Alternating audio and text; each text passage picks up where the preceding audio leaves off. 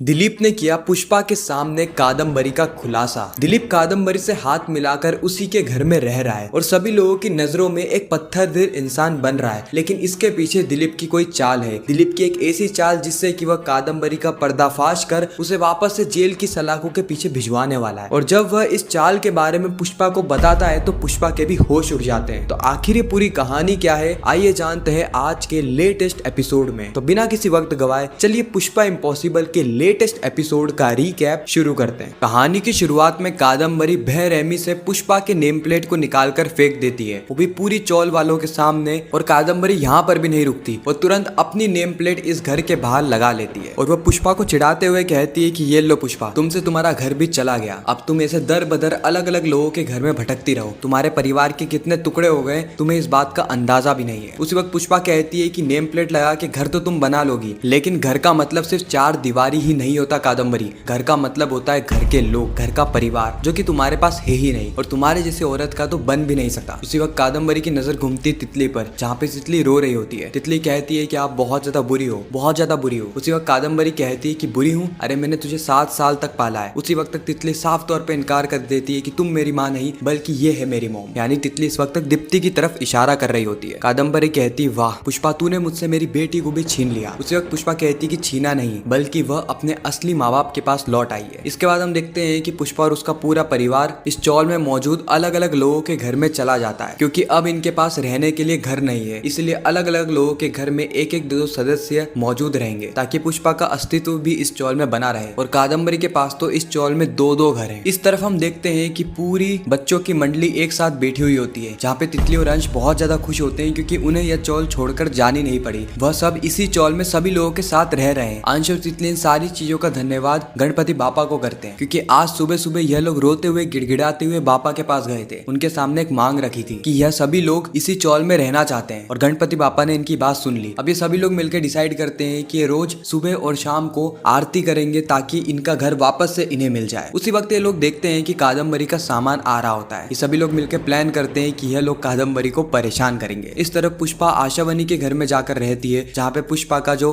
हिम्मत थी वो टूटने लगती है। पुष्पा आशावनी को बताती है कि यह घर भी उसी के घर के जैसा है, लेकिन उसका घर नहीं है। जब उसका घर उसके हाथ से गया तो एक हिम्मत भी टूट गई, क्योंकि एक घर बनाना बहुत ज्यादा मुश्किल कार्य है। अरे लोगों का जीवन बीत जाता है तब जाके भी वो चार दीवारी का घर नहीं बना पाते, और मैंने अपने घर को ही खो दिया सिर्फ और सिर्फ दिलीप के चलते। आशावनी कहती है कि अगर आप अपने दिल पे ये बोझ रख के घूमती रहोगी ना तो फिर आप कभी भी अपने घर को वापस नहीं ले पाओगी। इस तरफ हम देखते हैं चिराग और मनवा को, जहाँ पे चिराग बहुत ज्यादा परेशान होता है और मनवा की बातें चिराग को इरिटेट करने लगती है। मनवा को तो खुशी हो रही थी कि चिराग उसके घर में आ गया, लेकिन चिराग को अफसोस इस बात का था कि उसने अपना घर ही खो दिया और उसका पूरा का पूरा परिवार ही टूट सा गया है। इस तरफ कादम्बरी जब अपने सामान को खोल रही होती है तो उसके अंदर से एक सांप निकलता है और कादम्बरी सांप को देखकर जोर जोर से चिल्लाने लगती है, लेकिन उसी वक्त उसे रियलाइज होता है कि बाहर तो बच्चे हंस रहे हैं, यानी ये सारी की सारी चाल बच्चों की थी। चौल के सभी लोग वहाँ पे इकट्ठे हो जाते हैं, जो कि कादम्बरी को डरा हुआ देखकर मुस्कुराने लगते हैं। कादम्बरी मन ही मन में कहती कि हंस लो, जिसे भी हंसना है हंस लो, क्योंकि मैं इन सभी लोगों को खून के आंसू रुलाऊंगी। इतना कहकर कादम्बरी किचन में चली जाती है। पुष्पा इस वक्त तक सारे बच्चों को डांटती है और कहती है कि वो आपसे बड़ी है ना, आप उनको इस तरीके से परेशान नहीं कर सकती, भले उन्होंने हमें कितना भी परेशान क्यों ना कराओ, लेकिन हमें लोगों को परेशान नहीं करना, नहीं तो उनमें और हम में फर्क ही क्या रह जाएगा। यार जैसे तैसे ये दिन बीतता है और रात हो जाती है। अब रात होते ही सभी लोग खाना खाने बैठते हैं, लेकिन पुष्पा के परिवार के किसी भी सदस्य को खाना अच्छा लग ही नहीं रहा होता है। ऐसा इसीलिए क्योंकि ये हर दिन साथ में बैठकर खाना खाते हैं, लेकिन अब इनका परिवार ना जाने कितने टुकड़ों में बंट चुका है। अश्विन और दीप्ति अलग रह रहे हैं, स्वरा और शनाया अलग, चिराग अलग, पुष्पा अलग, सभी लोग पूरे परिवार से अलग हो चुके हैं। यह देखकर काकू को एक आइडिया आता है। काकू सोचती है कि क्यों ना एक काम किया जाए। उसके बाद काकू सभी लोगों को इकट्ठा करती है और चौल के बीचों बीच बैठ के सभी लोग भोजन कर रहे होते हैं। यह देखकर पुष्पा बहुत ज्यादा खुश हो जाती है। पुष्पा काकू का धन्यवाद भी करती है क्योंकि काकू ने पुष्पा के बारे में इतना सोचा। काकू कहती है कि हम क्यों ना सोचे पुष्पा, तूने इस चौल को कितना कुछ दिया है, जब भी कोई इस चौल में मुसीबत में पड़ता उस वक्त तू सबसे पहले आगे हो जाती। अरे तू तो इस बापूदरा से भी लड़ जाती। बापूदरा इस वक्त काकू से कहने लगता है कि बापूदरा की क्या गलती इसमें। कुल मिला के हंसी खुशी का माहौल यहाँ पे बन रहा होता है। चिराग, शनाया और मनवा ये तीनों साथ में बैठ के खाना खा रहे होते हैं। उसी वक्त मनवा को गुस्सा आता है कि शनाया चिराग के पास आके को बैठ गई। मनवा यहाँ पे शनाया से लड़ने लगती है। शनाया कहती है कि मैं चिराग के पास क्यों ना बैठूं, चिराग की और मेरी शादी हुई है और वैसे भी मैं तो यहाँ पर ही बैठूंगी, तुझे अगर कोई दिक्कत है ना तो तू यहाँ से उठकर चली जा। इस वक्त चिराग कहता है कि मनवा तुम लड़ाई झगड़े क्यों कर रही हो। मनवा कहती है कि यहाँ पर भी मैं ही लड़ रही हूँ। इन सारी चीजों से गुस्सा होकर मनवा वहाँ से चली जाती है। अब जैसे ही मनवा वहाँ से उठती है वो तुरंत फोन लगाते हैं मौलिक को। वो मौलिक को कॉल कॉल करके पूरी की पूरी घटना बताती है कि कैसे चिराग का इतना सब कुछ करने के बाद भी चिराग बार बार शनाया की तरफ ही जा रहा है। अरे मनवा तो चिराग के लिए यहाँ पर रुकी है, लेकिन चिराग को ये सारी चीज समझ में क्यों नहीं आ रही। मौलिक इस वक्त तक कहीं ना कहीं मनवा को आश्वासन देता है कि हाँ धीरे धीरे करके सारी चीजें सही हो जाएगी। इतना कहकर वो कॉल को काट देता है। अब मौलिक यहाँ पे अलग ही गेम खेल रहा है जो कि आगे जाकर मनवा के लिए बहुत ज्यादा दिक्कतें पैदा करने वाला है। खैर इस वक्त कादम्बरी झांक झांक के देख रही होती है कि उसने पुष्पा को कितनी बार तोड़ने की कोशिश करी, लेकिन ये पुष्पा हर बार गिर के वापस से खड़ी हो जाती है और पहले से ज्यादा मजबूत बन जाती है। कुछ तो करना पड़ेगा, मुझे किसी को तो अपनी तरफ मिलाना पड़ेगा। उसके बाद कादम्बरी दिमाग दौड़ाती है और कहती है कि अब मुझे समझ में आ गया कि मुझे किसे अपनी तरफ मिलाना है। कादम्बरी के दिमाग में दिलीप का ख्याल आता है। इस तरफ पुष्पा और उसका पूरा परिवार जब चौल के बीचों बीच सो रहा होता है बच्चों के साथ, उसी वक्त वहाँ पे पानी आने लगता है। एक्चुअली में पुष्पा का परिवार तो अलग अलग घर में है, लेकिन पुष्पा बच्चों के साथ चौल के बीचों बीच सो रही होती है बापूदरा से परमिशन लेकर। लेकिन पानी के चलते इन्हें अपना सारा सामान उठा के जाना पड़ता है। लेकिन उसी वक्त पुष्पा का दिमाग चलता है और पुष्पा भी बच्चों के साथ बच्ची बन जाती है और वहीं पर ही डांस करने लगती है। सारे के सारे बच्चे इस वक्त बहुत ज्यादा खुश होते हैं क्योंकि उन्हें बारिश में भीगने का मौका मिला है। कादम्बरी ये देखकर मुस्कुरा रही होती है, उसे तो लगता है कि पुष्पा पागल हो चुकी है। खैर इसी के साथ ही खूबसूरत एपिसोड यहीं पे समाप्त हो जाता है। आपको ये रिकेप कैसा लगा कमेंट सेक्शन में जरूर बताना। बाकी मैं मिलता हूँ किसी नेक्स्ट इंटरेस्टिंग वीडियो में, जब तक के लिए गुड बाय।